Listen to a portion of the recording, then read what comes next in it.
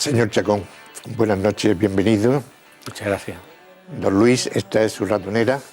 Vamos a echar un rato, fundamentalmente, ya que usted es director financiero y docente, explica cosas de estas tan complicadas, entre las crisis, las reformas y las cosas que nos llevan regular. Vamos a hablar de economía. La reforma laboral es absolutamente prioritaria para nuestro país y quizá para la economía empresarial, para que tome la economía empresarial nuevos bríos, salgan brotes verdes, qué metáfora más deliciosa, porque parece, a mí me da la impresión de que las clases trabajadoras, los trabajadores, siempre son los que pagan las crisis económicas. La reforma laboral es necesaria en el sentido de que el mercado laboral en España es demasiado rígido. A diferencia de otros países europeos. Nuestro paro siempre es muy elevado, comparado con cualquiera. En los años buenos nos vamos al 10%, que es una tragedia para cualquier país de nuestro entorno, y en los años malos nos disparamos al 20%. Algo falla en la estructura. Y falla desde hace muchísimos años. Esta es la octava, la novena reforma laboral, y en ninguna hemos conseguido hacer un mercado ágil donde la gente pueda moverse. El mercado laboral tiene un problema fundamental desde mi punto de vista, es que no podemos hablar de mercancía, hablamos de ciudadanos con derechos. Evidentemente las crisis las pagan sobre todo las clases medias, porque la estructura del estado del bienestar hace que las clases altas tienen capacidad económica y las clases más desfavorecidas siempre van a tener soporte del Estado. Entonces la clase media siempre es la gran pagana de todas las crisis, desde siempre. Cuanto más amplia es, evidentemente más lo nota. ¿Usted cree también que caso que hubiese ganado el Partido Socialista Obrero Español, el señor Pérez Rubalcaba hubiese tenido que hacer una reforma laboral similar o igual a la que ha hecho el señor Rajoy? No sabría decirle, pero evidentemente en los últimos años del Partido Socialista no se puede decir que la aplicación del programa no fuera en la línea de toda Europa, ¿no? Y probablemente hubiera ido por la misma vía, o al menos similar. ¿Siempre tiene que ir por la vía que manda la Unión Europea? No tiene por qué. Es decir, una aberración intelectual es pensar que solamente hay un camino, ¿no? Otra cosa es que hay un cierto pensamiento único en toda la economía desde hace unos años a esta parte, o de hace muchísimo tiempo, o al menos siempre hay una línea que es la que más se sigue. Aquí pasamos de ser todos keynesianos a ser todos neoliberales, y el keynesianismo, el neoliberalismo, el liberalismo clásico o cualquier otra ideología es aplicable en un momento determinado. Hay que buscar soluciones imaginativas. ¿Por qué se gasta tan poco dinero en investigación para hacer empresas competitivas, empresas, hablando en plata, que vendan? ¿Por qué tan poco en España? Probablemente porque este es un país muy particular. El patio de mi casa es particular. Serios. España es un país donde no se ha valorado nunca la innovación y es un gravísimo problema. El que inventa en ellos de Unamuno no es nuevo ni únicamente se debe a Unamuno. Ese planteamiento, ese enfrentamiento tradicional entre castizos e ilustrados que viene del siglo XVIII, de no tener nada que aprender de fuera, y el que aprende de fuera es un antipatriota y acaba como tantísimos afrancesados en el siglo XIX, exiliados en Londres, pues evidentemente nos lleva a donde nos lleva. Es decir, no valoramos la innovación, y la innovación es fundamental. Somos un país demasiado numantino. No nos gusta cambiar. Numantino, que significa al final cortarse el cuello. Exactamente, sí. Sí, pero bueno, ahora que se habla tanto del posible default o del posible suspensión de pagos de Grecia, España es el país que inventó la suspensión de pagos. La primera suspensión de pagos de un Estado en la historia la fue Felipe II, en el momento de mayor gloria del Imperio Español. Felipe II va a la quiebra 3 veces, va Felipe III, Felipe IV, Carlos II, Fernando VII... España ha sido un serial killer. Deberían de haber aprendido los políticos actuales ya, ¿no? Leyendo la historia de España. Pero es que uno de los mayores problemas que tiene la economía hoy en día es que se ha reducido a números. Y se olvida que la economía es una ciencia social. Y se aprende mucho más si se aprende historia o literatura o sociología para aprender de economía que meramente números. La economía no son modelos matemáticos. Las finanzas sí, pero la economía no. Señor Chacón, y reestructurar el mundo empresarial y sindical es también fundamental. Absolutamente. Nosotros vivimos en un país donde la sociedad civil no existe. Es decir, las asociaciones empresariales, los sindicatos, la Iglesia o la ONG dependen de los presupuestos del Estado. ¿Hay algo más incongruente que una organización no gubernamental cuyo presupuesto se nutre de los impuestos de los ciudadanos? No. En España hay muchos señoritos con empresas que yo no calificaría de empresarios y muchos sindicalistas anclados en los años 30. Es decir, no estamos en una lucha de clases, estamos en un momento de evidente reforma fundamental de todo el sistema capitalista. Si yo le preguntara a usted, ¿trabajar 40 horas a la semana es trabajar a tiempo parcial? ¿Qué me contestaría? Bueno, que aquí no. Pero trabajar 40 horas, si se hubiera preguntado a su abuelo, era trabajar a tiempo parcial. Seguramente. Lo que tenemos que mirar es que el futuro va a ser de un cierto reparto del trabajo. Hay un libro magnífico de Jeremy Rifkin que se llama El fin del trabajo, que habla de cómo el futuro probablemente trabajaremos menos horas, pero tenemos que ser muchísimo más eficientes. Y eso se consigue con educación, por eso la formación es fundamental. Los primeros países que hicieron la educación pública obligatoria, que fueron Francia e Inglaterra, son los grandes líderes de la Europa continental del siglo XIX. Por supuesto. ¿Y usted cree que los sindicatos están un poco aburguesados y un poco como los funcionarios? Los sindicatos están profundamente aburguesados y las asociaciones empresariales, evidentemente. No, insisto en eso, sociedad civil. Yo hay un país que admiro profundamente, que son los Estados Unidos, con todos sus defectos y sus virtudes. La sociedad civil viva de los Estados Unidos crea el Tea Party, pero crea también la candidatura del presidente Obama. Estamos hablando de outsider absoluto.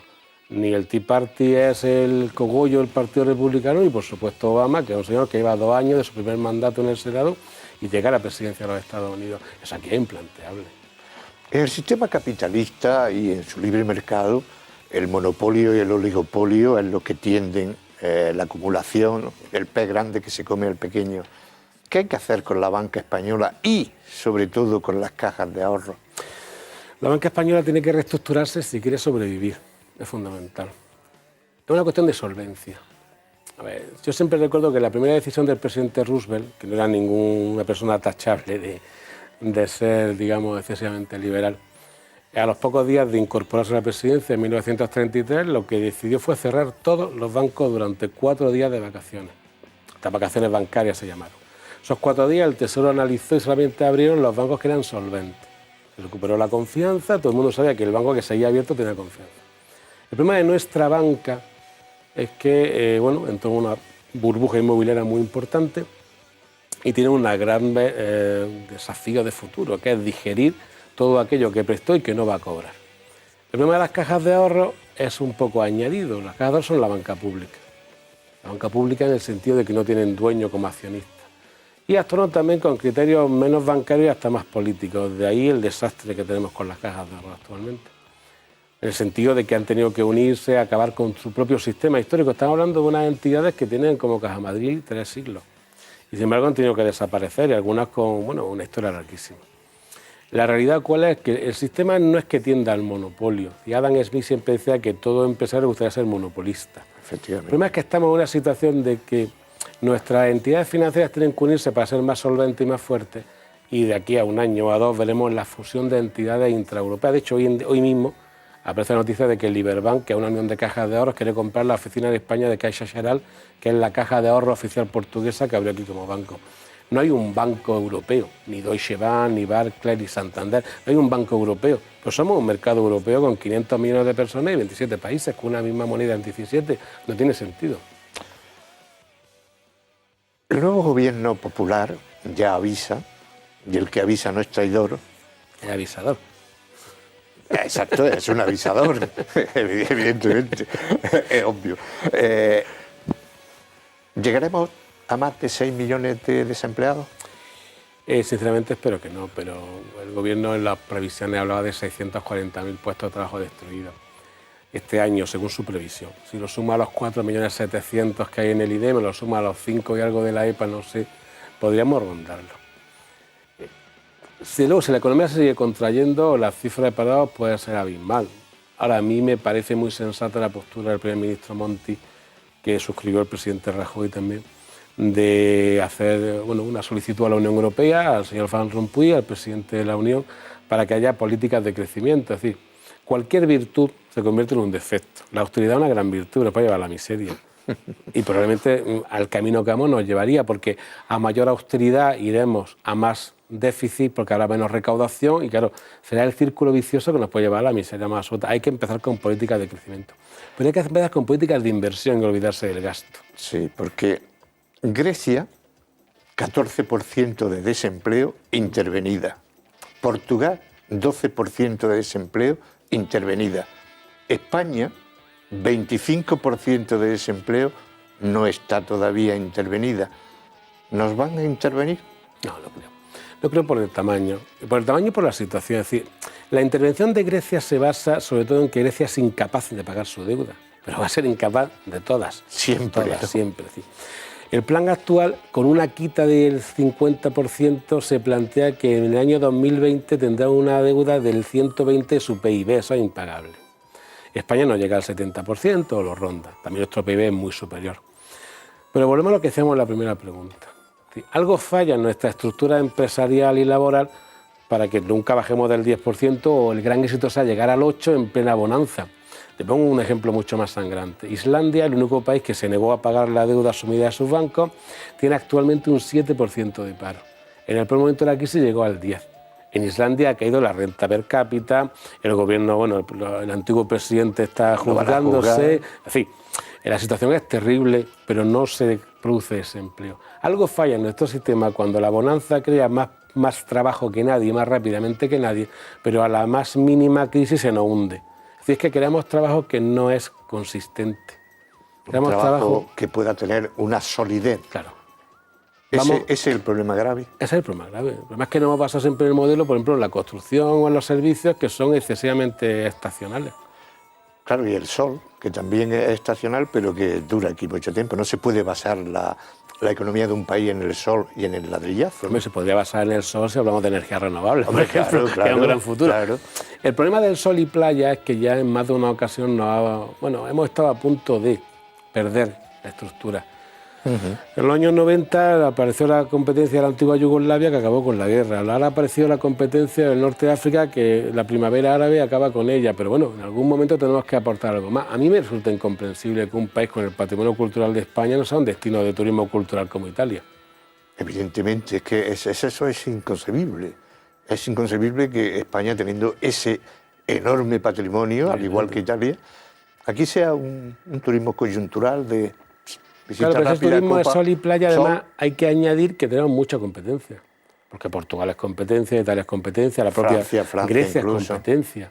Grecia puede hacer ahora mismo un negocio inmenso, pues bajando precios en el turismo para mantener su estructura turística. El capitalismo y el libre mercado siempre se va a estar reinventando a sí mismo. Siempre. Siempre. Profundamente maleable. Lo que nosotros llamamos capitalismo, que antes pudo ser mercantilismo, que en definitiva el mercado se basa en que cualquier actividad económica genera una plusvalía para el que la realiza. El agricultor siembra y vende ya el producto y el señor que hace el pan compra harina y le vende a usted el pan. ¿Vale? La gran ventaja que tiene es que no tiene un cuerpo rígido. Es decir, el capitalismo funciona desde el liberalismo, desde la socialdemocracia, desde el conservadurismo. Es capaz de funcionar incluso bajo un régimen totalitario. Tenemos el ejemplo de China, ¿no? China. Un país oficialmente comunista que tiene un sistema económico capitalista. Desgraciadamente no, para la democracia es imposible funcionar sin algún tipo de capitalismo, porque las dos se basan en la libertad individual. Se reinventa por ese concepto que definió en su día Schumpeter de la destrucción creadora. Cada nuevo mercado, cada nuevo producto acaba con productos viejos, pero genera una expansión siempre de la estructura. Claro, la electricidad creó muchos puestos de trabajo, la máquina de vapor creó muchos puestos de trabajo, una ampliación de puestos de trabajo, de productos, de economía.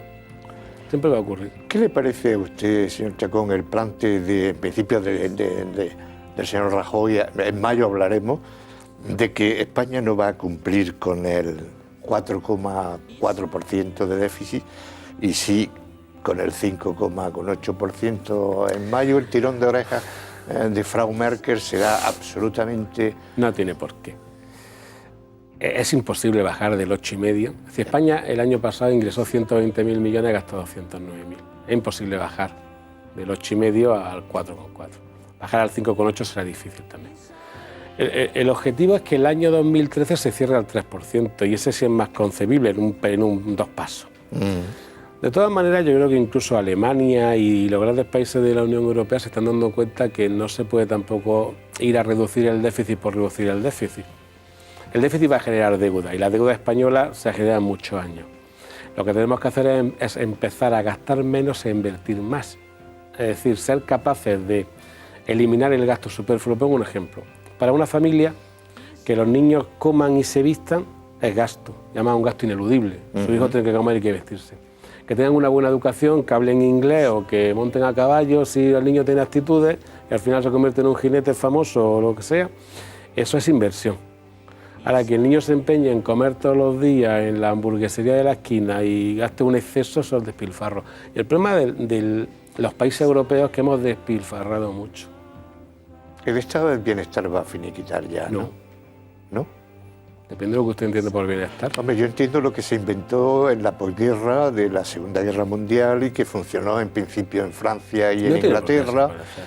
Además, no debe de y que aquí llegó en el año 82 con el primer gobierno socialista. Empezamos a hablar del estado del bienestar, sí, había alguna estado social. Antes, pero en la Constitución ya habla de Estado social y democrático de derecho, evidentemente. Hay una cosa que es fundamental. Los ciudadanos que le piden al Estado. Le piden seguridad, que es policía para la interior y ejército para la exterior, y los jueces para solventar los conflictos. Le piden educación, que es la gran inversión de un Estado. Sanidad. Le piden sanidad, que es, si me permite el argumento economicista y un poco brutal, el mantenimiento de la maquinaria productiva. Sí. Y ya está. Porque las pensiones no se las pide uno al Estado, le pide al Estado que garantice las pensiones. Lo que uno se ha ganado. Porque uno se lo ha pagado, evidentemente. Claro, evidentemente. Yo no le pido al Estado desempleo, le pido que me garantice que lo que yo me he pagado me lo va a pagar. Y hay una cuarta pata que puede ser la infraestructura, que bueno, pueden ser públicas, privadas o mixtas. Se puede hacer una carretera mediante un sistema de peaje o un aparcamiento. Fuera de eso hay un enorme despilfarro que muchas veces al ciudadano no le llega. Y a veces la excusa de ese despilfarro es el estado del bienestar. Incluso algún liberal de primera fila como John Rawls, que a mí me parece uno de los mayores pensadores de los últimos años en el ámbito del liberalismo, habla de que el Estado debe garantizar una renta mínima a los ciudadanos. Pero en ningún caso hablamos de esa infinidad, esa miríada de cosas que el Estado en muchos sitios, administraciones municipales, provinciales, autonómicas, dicen que es estado de bienestar y básicamente es despilfarro. Señor Chacón, estamos ya en la última recta, la que se ve la meta, que dice final de la ratonera. Encantado por su visita aquí. Muchas gracias. Y le voy a preguntar dos cosas últimas. ¿Qué son los mercados? Esas cosas opacas que no tienen bandera ni patria. ¿Y qué son las agencias calificadoras? Por ejemplo, Moody's, Fitch y Standard & Poor's, que a mí me parece que no se sabe quién las ha creado, no se sabe si pertenecen a alguna organización mundial, no se sabe si son el dinero del dinero, no se sabe si son un arma al servicio de la especulación de los mercados. Respecto a los mercados somos todos y no es nadie, porque todos actuamos en el mercado. El problema es que a veces, y lo hemos dicho a veces a lo largo de la conversación, el mercado libre tampoco es que exista siempre. Es decir, hay muchos mercados que no son libres, pues porque no hay... el mercado dirigido que tuvo la Unión Soviética. No, pues no hace falta mercado dirigido. En nuestro país hay mercados que no son libres. El mercado libre aquí es donde hay multiplicidad de oferentes y de demandantes, donde el mecanismo de generación de precios es técnico. En España, por ejemplo, usted si quiere agua en su casa solamente tiene un oferente. Entonces, evidentemente, ese mercado sería libre. Los mercados financieros no son mercados libres porque la información no funciona como debería funcionar, sobre todo para todos los agentes posibles. Realmente en los mercados financieros grandes actúan muchas veces grandes compañías que no tienen nacionalidad, ni bandera, ni patria, ¿no? Es decir, actúan, no sé, recuerda la película Wall Street, donde Gordon Gekko, por ejemplo, el elemento que dice que la codicia es un valor añadido, ¿no? Claro.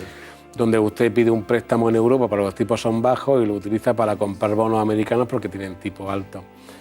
Esos son los altos mercados financieros, pero el mercado real funciona y funcionamos todos. Las agencias de calificación son empresas que nacieron precisamente para evitar lo que hoy están provocando. Es decir, para que usted pudiera invertir sabiendo dónde y en quién invertía. Hombre, el problema es que hoy en día se sabe de quién son. Es decir, McGraw-Hill, la editorial, es la dueña de, si no recuerdo mal, de Standard & Poor's, Fitch es una empresa entre francos estadounidenses, se sabe quiénes son sus accionistas. El problema es que también es cierto que, por decirlo de alguna manera, han cometido demasiados errores como para respetarlas. Es decir, las mismas agencias que daban la AAA famosa Lehman Brothers el día antes de la quiebra, bueno, no deberían estar funcionando como funciona. Hay un caso curioso, Arthur Andersen, bueno, curioso, interesante. Arthur Andersen era el inventor de la auditoría. Después del escándalo de Enron en Estados Unidos, donde se demostró que le habían pasado unas cuentas totalmente manipuladas, Arthur Andersen desapareció. Bueno, quizá el mercado tendrá que hacer ese punto de destrucción creadora, que desaparezcan estas y vengan otras. Lo importante es que además las agencias califiquen lo que conocen y no califiquen todo a nivel general sin datos. Una última pregunta que me he acordado. ¿Qué es la trilateral? La trilateral. Pues una de esas asociaciones de empresarios y altos funcionarios, como el Club Bilderberg, como los Rotarios, que a una cierta parte de la sociedad le encantaría pensar que son como la conspiración judeo-masónica o los protocolos de los sabios de Sion. No, no existe a nadie. Yo creo que no existe nadie que pueda manejar el mundo, sinceramente. Otra cosa es que hay gente que tiene mucha influencia, evidentemente. No es igual esta conversación, que esa conversación la tiene el señor Obama y la señora Merkel. Por la capacidad de decisión, pero ten en cuenta una cosa, los mercados están llenos de millones de ciudadanos que toman las decisiones que les parece. Y los ciudadanos son los que deciden si compran algo o no lo compran. Y los ciudadanos son los que cuando están hartos surgen las revoluciones y la espita puede ser la emigración o la toma del Palacio de Invierno. ¿Y usted cree, señor Chacón, que todavía queda una última revolución?